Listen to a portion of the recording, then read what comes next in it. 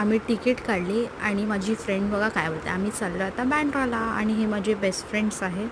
So आम्ही जात होतो बँड्राला शॉपिंग करायला. सो आम्ही इथून स्टेशनवर गेलो, ट्रेनसाठी वेट करत होतो आणि थोडीशी अशी भंकस चालू होती अस्मिताला घेऊन की अस्मिता पडतच असते. सो आम्ही त्याच्यावरून थोडं तिला हे करत होतो की अस्मिता काय गं सारखी तू पडत असते. तेवढ्यात आमची ट्रेन आली.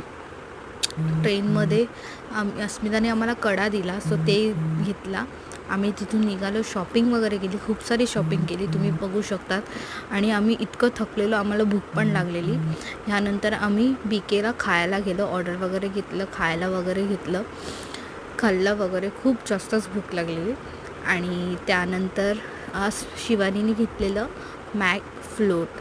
सो ते सर्व मिक्स करून ती बोलते हे गटराचं पाणी झालं आहे. त्याच्यानंतर आम्ही तिला सोडलं आणि आम्ही आमच्या घरी निघालो. कसं वाटला माझा ब्लॉग कमेंटमध्ये नक्कीच सांगा.